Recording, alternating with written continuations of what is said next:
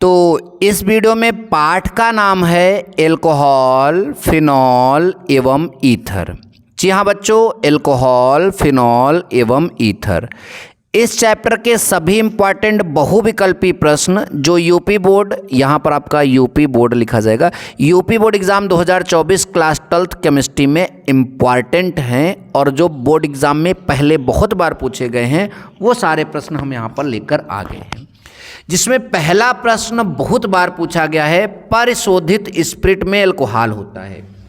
जो आपका परिशोधित स्पिरिट होता है उसमें एल्कोहल होता है, कितना परसेंट होता है? तो उसमें एल्कोहल आपका 95.5% होता है। कितना होता है? 95.5% जो है परिशोधित एल्कोहल में एल्कोहल की मात्रा होती है। याद रखिएगा, मैं फिर से बोल देना चाहूँगा, 95.5%। कितना? 95.5% एल्कोहल होता है परिशोधित स्पिरिट में। किसमें?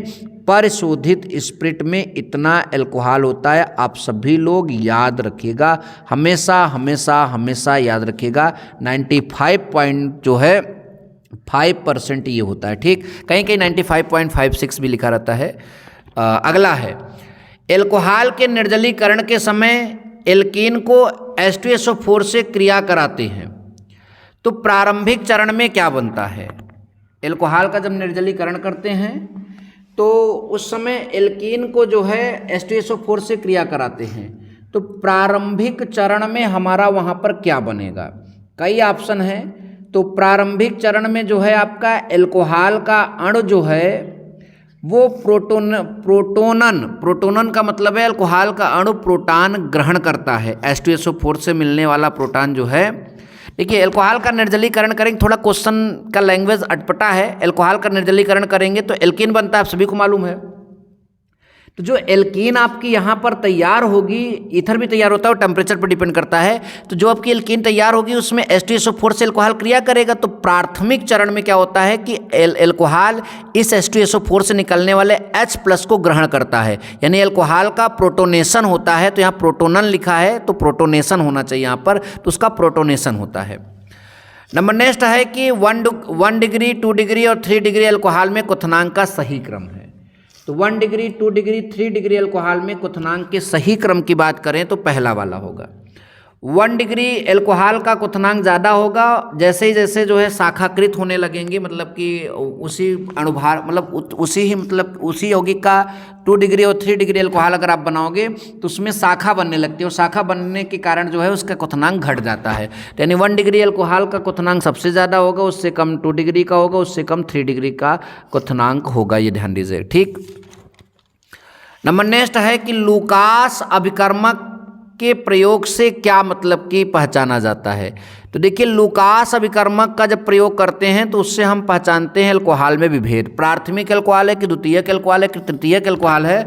उसके लिए हम एक अभिकर्मक का यूज करते हैं, लूकास अभिकर्मक। पूरा नाम इसका क्या है? लूकास अभिकर्मक। ध्यान दीजिए, लूकास अभिकर्मक से जो है हम यहाँ पर एल्कोहल में विभेद करते हैं। किस में विभेद करते हैं? एल्कोहल में। नेक्स्ट क्वेश्चन, फिनाल को नाइट्रिक अम्ल के साथ गर्म करने पर बनता है। फिनाल जो है उसको अगर हम नाइट्रिक अम्ल के साथ गर्म करते हैं तो क्या बनता है, ये हम सबको यहाँ पर बताना है।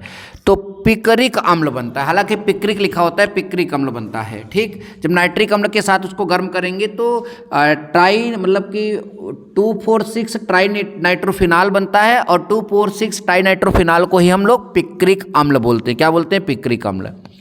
नंबर नेक्स्ट प्रश्न है कि सांद्र H2SO4 की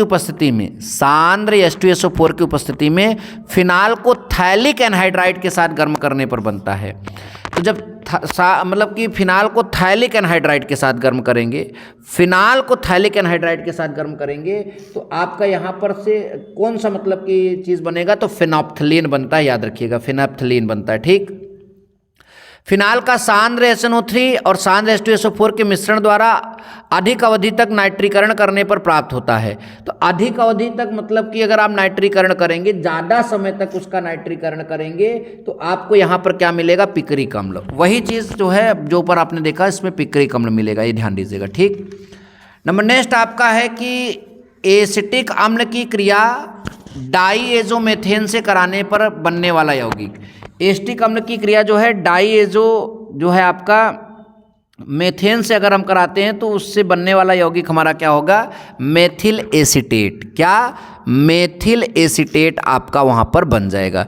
नेक्स्ट है पिक्रिक अम्ल है, अभी मैंने बताया था 2,4,6 ट्राइनाइट्रोफिनॉल, 2,4,6 ट्राइनाइट्रोफिनॉल। ठीक, अच्छा।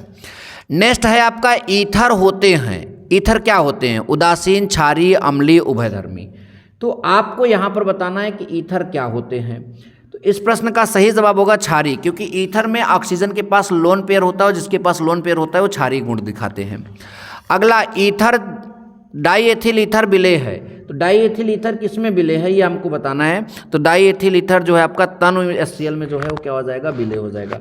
डाईएथिल ईथर जो है हमारा तनु HCl में क्या हो जाएगा, विलेय हो जाएगा, ध्यान दीजिए। नंबर नेक्स्ट है आपका निम्न में से जो है ये वाला अगर अब क्रिया हम दिखाते हैं तो क्या बनता है। ये आपका ईथर है, उसका हमें अपचयन करना है। यहाँ C2H5 ये C2H5 साथ में रहेगा। ठीक, तो इसका जो हम अपचयन करेंगे मतलब उसमें हाइड्रोजन जोड़ेंगे तो हमको क्या मिलेगा मिलेगा ये बताना है। तो जब आप हाइड्रोजन जोड़ेंगे तो वहाँ पर जो है हाइड्रोजन जोड़ने से यहाँ पर जो है आपका C2H6, यहाँ पर C2H6 कनेक्टेड हो जाएगा, 2 हाइड्रोजन से ऑक्सीजन निकल कर जल बना देगा। तो 4 कार्बन का क्या होता है, 4 कार्बन का आपका ब्यूटेन होता है। 4 कार्बन का आपका क्या होता है, तो 4 कार्बन का आपका यहाँ पर क्या बन जाएगा, ब्यूटेन। लेकिन यहाँ पर ब्यूटेन नहीं बनेगा, ये कटेगा तो अलग हो जाएगा और ये कटेगा तो अलग हो जाएगा, यानी यहाँ पर आपका क्या बन जाएगा, एथेन। एथेन के 2 मॉलिक्यूल बनेंगे। ठीक, नंबर नेक्स्ट है कि किसका विचरण जो है विलियमसन प्रक्रम द्वारा नहीं हो सकता। विलियमसन प्रक्रम द्वारा किसका विचरण नहीं हो सकता है, तो तृतीयक ब्यूटिल ईथर का जो है आपका, तृतीयक ब्यूटिल ईथर का जो है जो विरचन है वो उसको जो है हम नहीं बना सकते। कौन से प्रक्रम से, विलियमसन प्रक्रम से। तो आई होप कि आपको ये वीडियो भी पसंद आया। वीडियो पसंद आया तो लाइक और शेयर जरूर करें। मिलेंगे नेक्स्ट वीडियो में। Thank you so much. जय हिंद, वंदे मातरम।